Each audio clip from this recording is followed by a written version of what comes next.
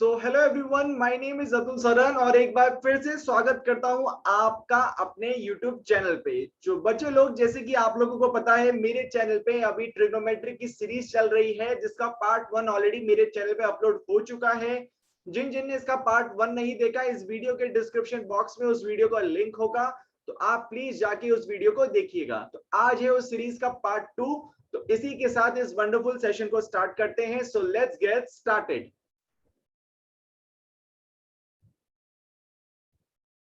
तो मेरा पहला क्वेश्चन है, बोला गया है in a triangle A B C. Okay, in a triangle A B C right angled at B.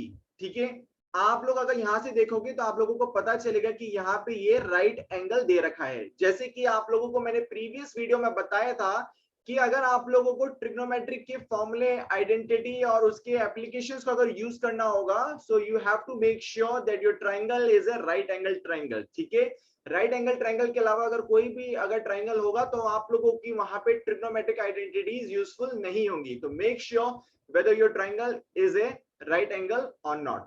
ठीक है, तो यहाँ पे देखो हमें बोला गया है कि राइट एंगल ट्राइंगल है। ठीक है, बिल्कुल सही। और यहाँ पे मुझे बोला गया है कि जो ए बी है उसकी लेंथ दे रखी है 24 सेंटीमीटर। वह यहाँ पे मैं लिख सकता हूँ कि ये इसकी लेंथ है 24 सेंटीमीटर। Very good. और बीसी की जो मुझे लेंथ दे रखी है वो दे रखी है मुझे 7 सेंटीमीटर। Very good. अब मुझे क्या निकालने को बोला है? मुझे बोला है साइन ए निकालना है, कॉस ए निकालना है, साइन सी निकालना है और कॉस सी निकालना है। चलो, वेरी गुड। ये बात तो हो गई हमारी इन ट्रिग्नोमेट्रिक रेशियोज निकालने की बारी। अगर आप यहां से ध्यान से देखोगे, हमें पहले निकालना है साइन ए, यानी जो मेरा रेफरेंस एंगल है वो कौन सा है? मेरा एंगल ए। यस और नो? ठीक है। और मैंने जो बोला था, जो रेफरेंस एंगल के अपोजिट वाली साइड होती है वो क्या होती है? परपेंडिकुलर। यानी अगर मैं बोलूं कि मेरा यहाँ पे जो रेफरेंस एंगल जो यूज हो रहा है, अगर मैं लिखना चाहूं जो रेफरेंस एंगल है वो हो रहा है मेरा यहाँ पे एंगल ए। ठीक है, यहाँ पे लिख सकता हूं मैं, यहाँ पे रेफरेंस एंगल जो मेरा यूज हो रहा है वो हो रहा है मेरा एंगल ए। Very good. अब देखो, रेफरेंस एंगल के अपोजिट वाली साइड जो है, अपोजिट वाली साइड है वो होती है मेरी परपेंडिकुलर। तो रेफरेंस एंगल मेरा यहाँ पे एंगल ए है और इसकी अपोजिट वाली साइड कौन सी है?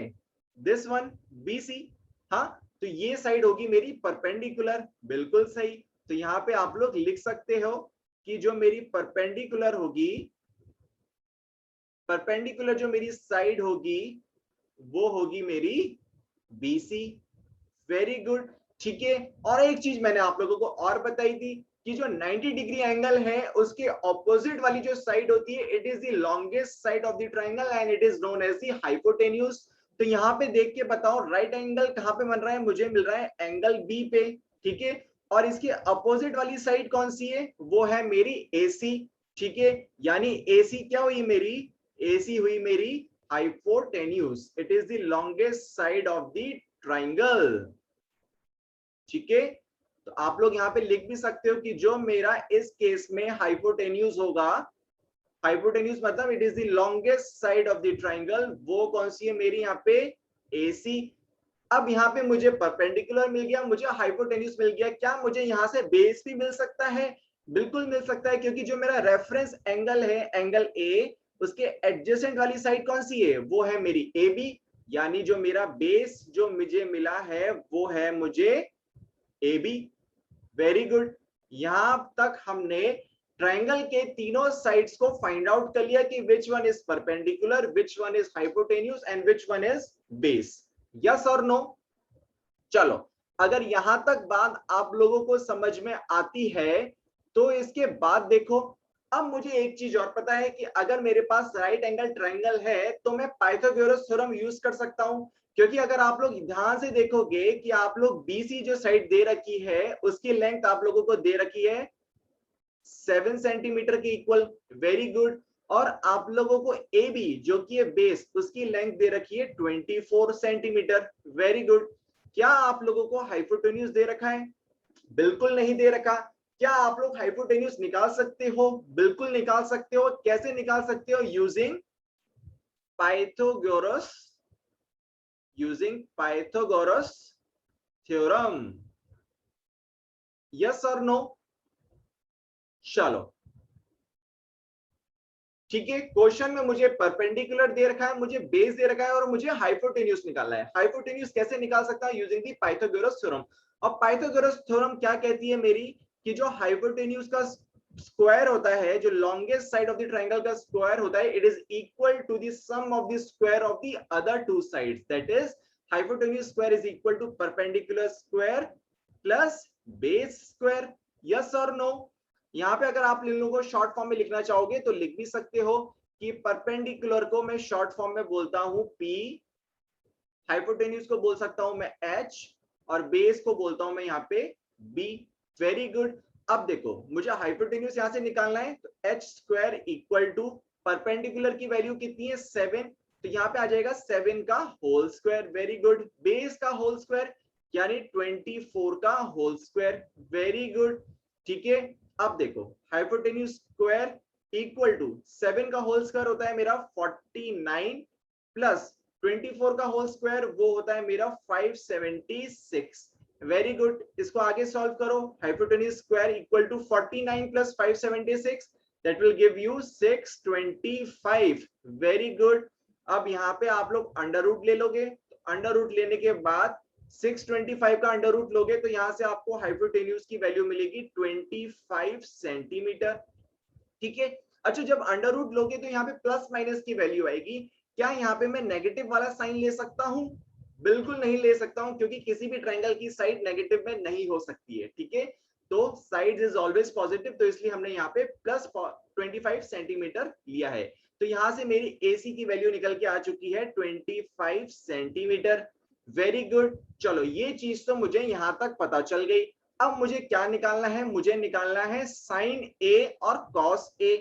तो साइन A की वैल्यू अगर मैं लिखूंगा, यहाँ पे रेफरेंस एंगल क्या है? रेफरेंस एंगल देखो A यूज कर रहे हैं। ठीक है, और साइन A जो ट्रिग्नोमेट्रिक रेशियो होता है वो किसके बराबर होता है? वो होता है परपेंडिकुलर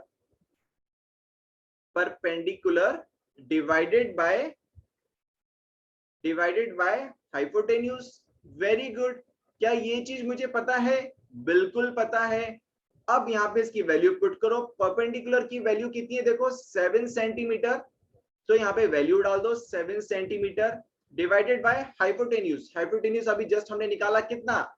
25 सेंटीमीटर। ठीक है, सेंटीमीटर से सेंटीमीटर कटेगा और यहां से मुझे फाइनली जो वैल्यू मिल जाएगी साइन A की, वो मिल जाएगी 7/25। यस और नो?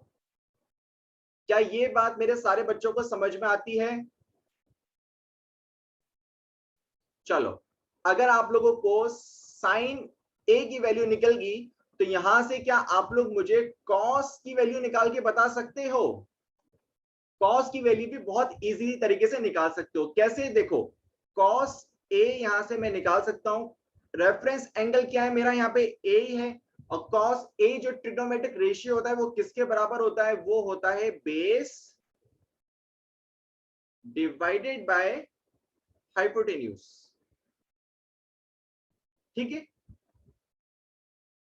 चलो वेरी गुड। क्वेश्चन में देख के बताओ मुझे बेस की वैल्यू क्या मिली थी? बेस की वैल्यू मुझे मिली थी 24 सेंटीमीटर।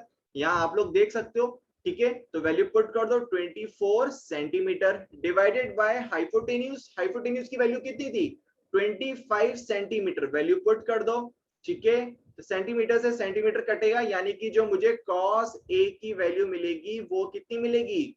वो मुझे मिलेगी 24 डिवाइडेड बाय 25 सेंटीमीटर। यस और नो? क्या ये बात मेरे सारे बच्चों को क्लियर होती है? चलो अगर ये बात आप लोगों को अगर क्लियर होती है तो अब इसका सेकंड पार्ट आप लोग मुझे सॉल्व करके कमेंट सेक्शन में बताओगे कि what is the value of sine C and cos C। ध्यान रहे उस पार्ट को सॉल्व करने के लिए आप लोगों को जो रेफरेंस एंगल लेना पड़ेगा, मैं आप लोगों को पहले ही बता देता हूं कि जो इस केस में आप लोगों को रेफरेंस एंगल लेना पड़ेगा वो लेना पड़ेगा आप लोगों को C। ठीक है, तो यहाँ पे आप लोग ध्यान रहे कि आप लोगों को जो रेफरेंस एंगल रहेगा वो रहेगा एंगल C। तो तो एंगल सी के अपोजिट वाली साइड कौन सी हो जाएगी, परपेंडिकुलर हो जाएगी। एंगल सी के एडजेसेंट वाली साइड बेस हो जाएगी और 90 डिग्री के अपोजिट वाली साइड हाइपोटेन्यूज हो जाएगी। ठीक है, चलिए, तो अगर आपको ये क्वेश्चन समझ में आया होगा तो इसी के साथ let's move on to the next question. चलो, नेक्स्ट क्वेश्चन मेरा बोलता है कि मुझे बोला गया है साइन ए इक्वल टू 3/4। चलो, वेरी गुड। अगर मुझे बोला गया है साइन ए इक्वल टू 3/4 और मुझे निकालने को क्या बोला है, मुझे बोला गया है कॉस ए और टेन ए निकालना है। Very good.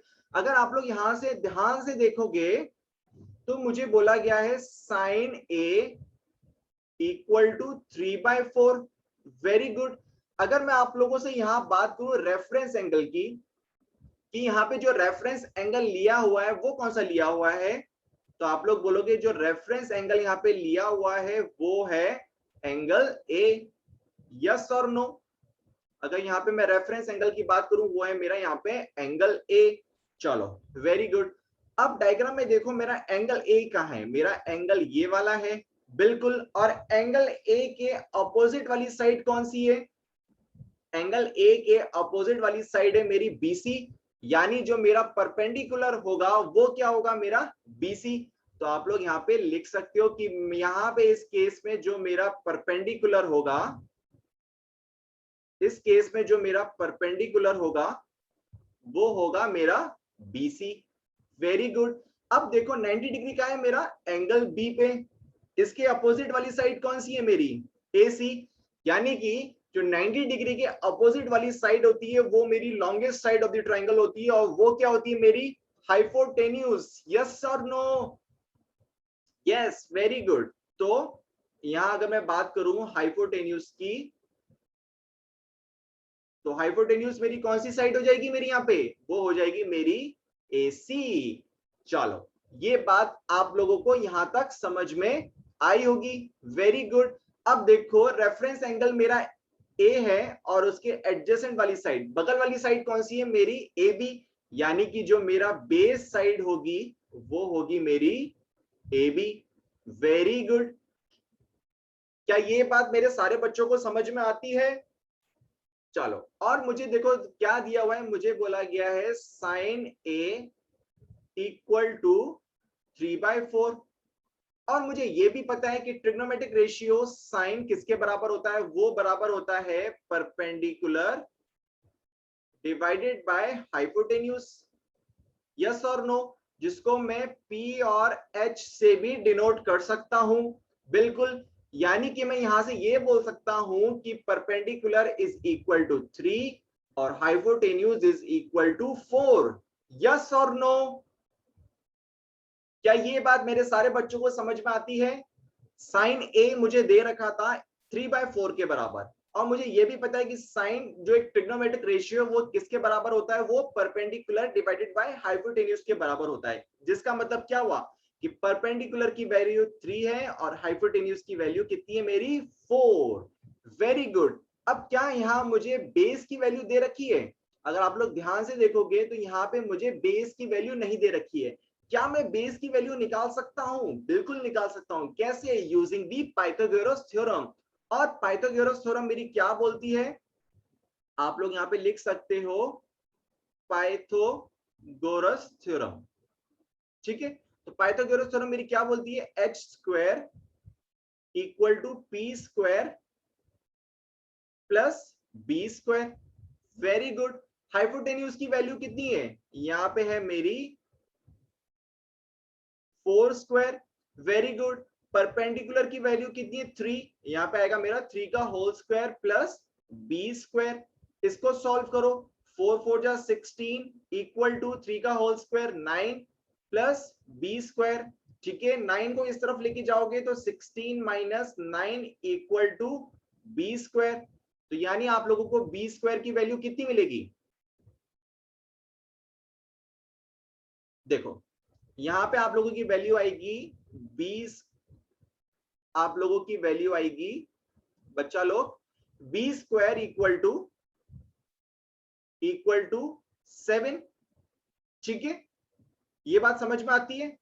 चलो, अब एलएचएस में हाफ की पावर ले लो, और यहाँ पे भी हाफ की पावर ले लो, तो 2 से 2 कटा, यानी b इक्वल टू 7 की पावर हाफ, और हाफ को मैं अंडर रूट से भी लिख सकता हूं, यानी बेस कितना आया मेरा यहाँ पे अंडर रूट 7 सेंटीमीटर।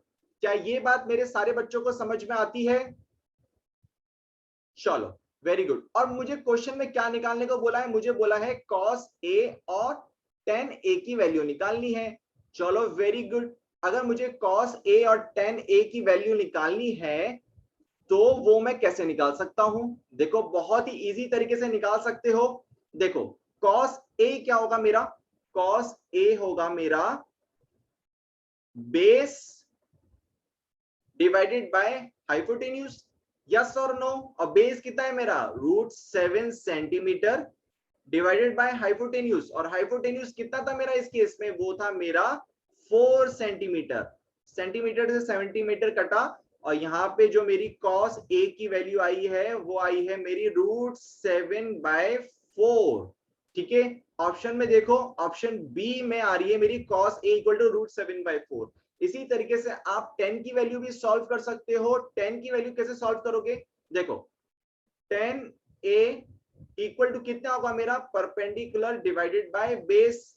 ठीक है, परपेंडिकुलर की वैल्यू कितनी है यहाँ पे मेरी 3, और बेस की वैल्यू भी मैंने निकाली जो कि है मेरी √7। ठीक है, यहाँ पे सेंटीमीटर है, यहाँ पे सेंटीमीटर, सेंटीमीटर से सेंटीमीटर कट जाएगा और आप लोगों का आंसर बचेगा 3/√7, यानी कि option B is your correct answer. So I hope इसी के साथ आपको ये सेशन पसंद आया होगा। अगर आया होगा please do subscribe to my channel, gives a thumbs like to my video, और इसी चैनल पे ट्रिग्नोमेट्री की सीरीज आगे चलती रहेगी। तो इसी के साथ इस वंडरफुल सेशन को एंड करते हैं। See you till the next video, bye bye.